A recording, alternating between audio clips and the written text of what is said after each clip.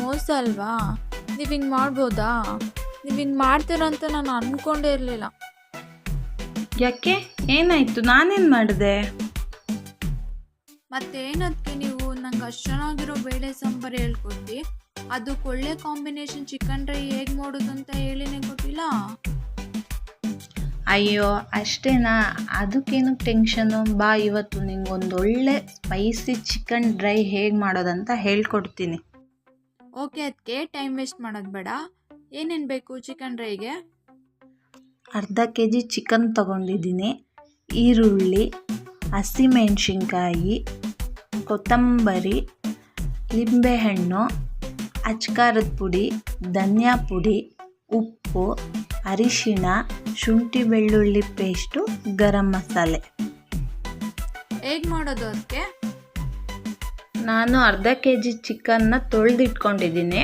ಅದಕ್ಕೆ 2 ಸ್ಪೂನ್ ಅಚ್ಕಾರದ ಪುಡಿ, 1 ಸ್ಪೂನ್ ಧನಿಯಾ ಪುಡಿ, 1 ಸ್ಪೂನ್ ಗರಂ ಮಸಾಲ, ಅರ್ಧ ಸ್ಪೂನ್ ಅರಿಶಿಣ, ಉಪ್ಪು, ಶುಂಠಿ ಬೆಳ್ಳುಳ್ಳಿ ಪೇಸ್ಟ್, ಲಿಂಬೆಹಣ್ಣು ರಸ ಅದೆಲ್ಲ ಸೇರಿಸಿ ಚೆನ್ನಾಗಿ ಮಿಕ್ಸ್ ಮಾಡ್ಕೊತೀನಿ. ಆ ಮಸಾಲೆ ಎಲ್ಲ ಚಿಕನ್ನಿಗೆ ಚೆನ್ನಾಗಿ ಹಿಡ್ಕೋಬೇಕು. ಆ ಥರ ಕಲಿಸ್ಕೊಳ್ಳೋಣ. ಒಂದು ಬಾಣಲೆಗೆ ಎಣ್ಣೆ ಹಾಕ್ಕೊಂಡು ಎಣ್ಣೆ ಕಾದ್ಮೇಲೆ ಹಸಿಮೆಣ್ಸಿನ್ಕಾಯಿ ಹಾಕ್ಕೊಳ್ಳೋಣ.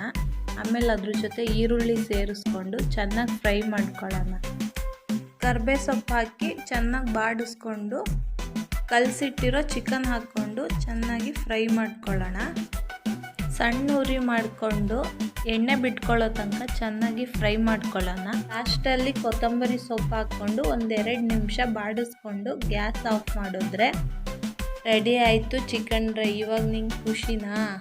ತಗೋ, ಬೇಳೆ ಸಾಂಬಾರು ಜೊತೆ ಅಷ್ಟೇ ಅಲ್ಲ, ಇದನ್ನು ಯಾವಾಗ ಬೇಕಾದರೂ ಮಾಡ್ಕೊಂಡು ತಿನ್ನು ಬೇಜಾರಾದಾಗೆಲ್ಲ.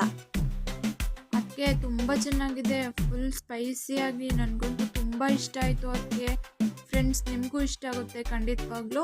ಒಂದ್ಸಲ ಟ್ರೈ ಮಾಡಿ. ಇದೇ ಥರ ಮೋರ್ ವಿಡಿಯೋಸ್ಗೋಗಿ ನೋಡಿ ಟೇಸ್ಟಿ ಕಿಚನ್ ವಿತ್ ಅದಕ್ಕೆ ನಾದ್ನಿ.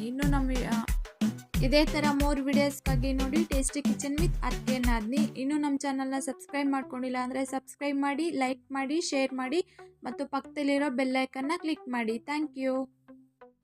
ಊಟ ಚೆನ್ನಾಗಿ ಸೇರೋಕ್ಕೆ ಅಡುಗೆ ಚೆನ್ನಾಗಿದ್ದರೆ ಸಾಲದು, ಬಳಸುವವರ ಪ್ರೀತಿಯೂ ಅವಶ್ಯಕ.